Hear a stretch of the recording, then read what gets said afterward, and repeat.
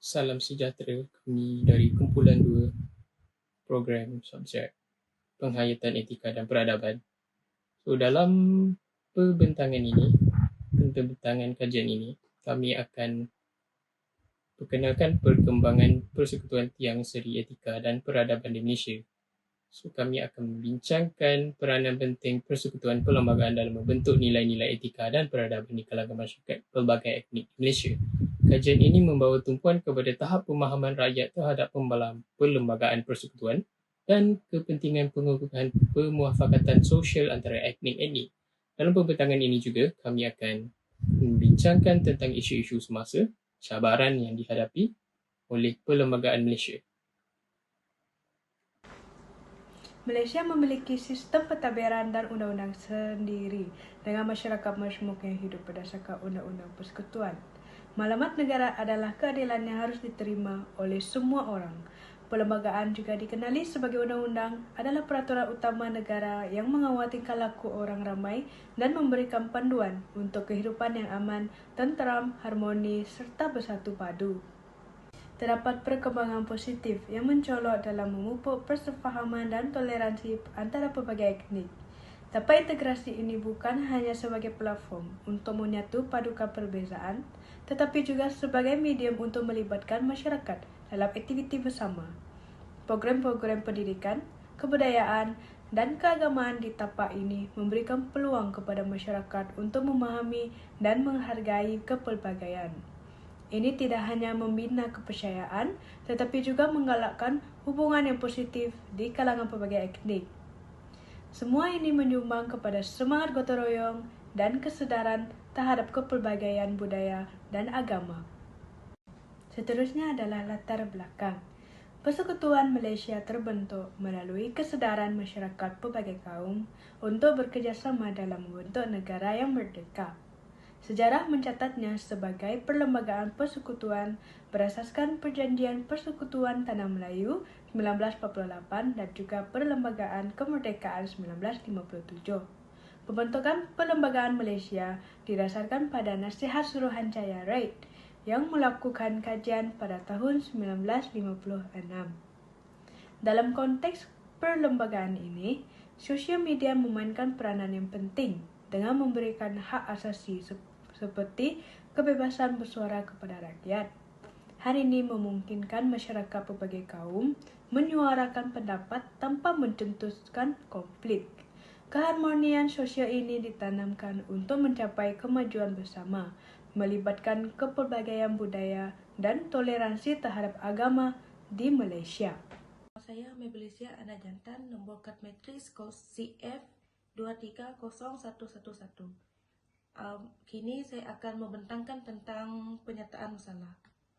Bagi penyataan masalah yang pertama adalah ia berlaku apabila orang daripada budaya yang berbeza mempunyai cara yang berbeza untuk melakukan sesuatu, makanya boleh menyukarkan semua orang untuk bergaul dan bekerjasama dalam komuniti yang berbagai.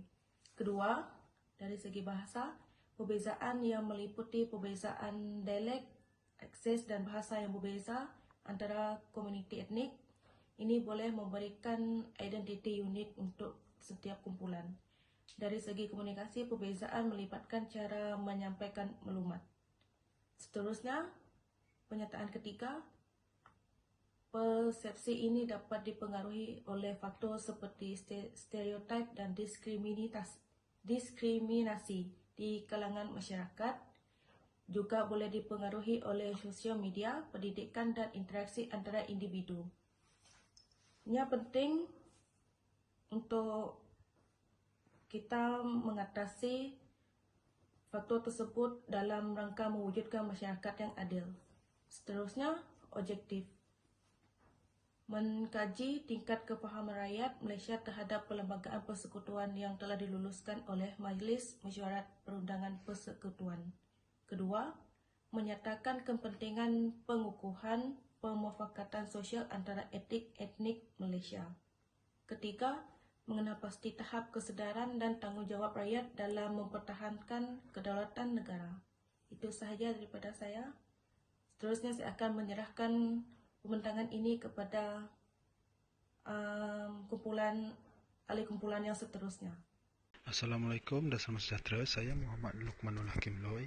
Di sini saya akan membuat pembentangan mengenai signifikan kajian dan juga sorotan literatur. Jadi di sini terdapat 3 signifikan kajian, iaitu yang pertama adalah penting untuk memupuk kesefahaman serta ketoleransian antara masyarakat pelbagai etnik di Malaysia. Kedua, meningkatkan pemahaman mengenai gaya hidup bersama, dan yang ketiga, mengenal pasti faktor-faktor menyebabkan berlakunya ketegangan antara masyarakat pelbagai etnik. Jadi seterusnya adalah sorotan literatur. Perlembagaan Persekutuan Malaysia sebagaimana tercermin dalam jurnal Hasnah Hussein 2018 menampilkan peran penting artikel 153 yang memberikan hak istimewa kepada orang Melayu. Di sini ia menjadi elemen penting dalam upaya mengintegrasikan berbagai etnik di negara ini.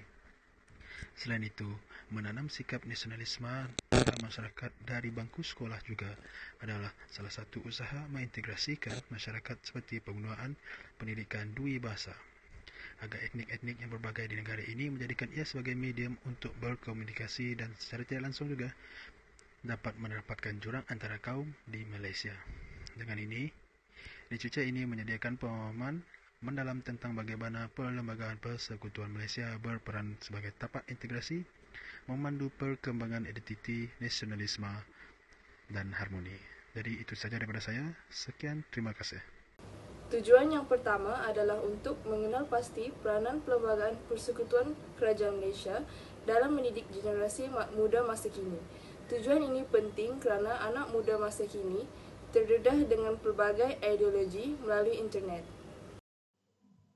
Tujuan yang kedua adalah untuk memahami tahap keberkesanan dan pembentukan Perlembagaan Persekutuan kepada rakyat Malaysia pada masa kini bagi memperkukuh kesedaran hak asasi dan demokrasi dalam kehidupan negara. Untuk mengaplikasi etika dan peradaban yang diterap dalam komuniti tanpa mengira bangsa, agama, kepercayaan dan ideologi supaya dapat mencipta masyarakat yang lebih inklusif, adil dan harmoni. Selamat petang dan salam sejahtera. Nama saya Salmon Enganjura. Hari ini saya ingin membentangkan tentang isu dan cabaran. Antara cabaran yang perlu ditempuhi oleh masyarakat adalah tahap kesedaran generasi muda pada zaman ini mengenai prinsip-prinsip persekutuan perlembagaan dalam Malaysia. Kita tahu terdapat banyak kepentingan yang perlu dinormalisasikan kepada generasi muda agar mereka mempunyai pengetahuan sejarah tentang prinsip persekutuan perlembagaan yang terdapat di negara kita.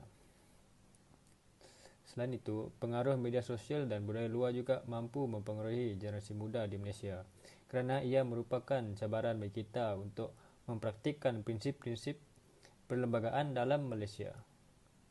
Hal ini kerana generasi muda yang terpengaruh dengan budaya luar seperti homoseksual, hedonism, konsep hiburan yang bebas dan sebagainya akan menyebabkan rakyat Malaysia terutamanya golongan remaja lebih fokus dengan isu-isu global.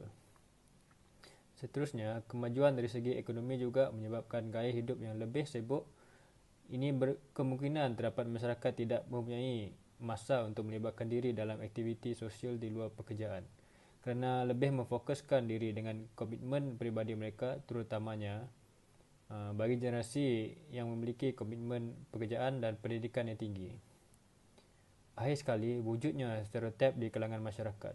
Masyarakat Malaysia mempunyai stereotip etnik yang berkembang. Ini adalah perspektif atau generalisasi tentang sifat, sikap atau kebolehan dianggap wujud dalam kumpulan etnik tertentu. Penting untuk diingat bahawa stereotip tidak selalu mewakili keadaan sebenar ahli etnik tertentu.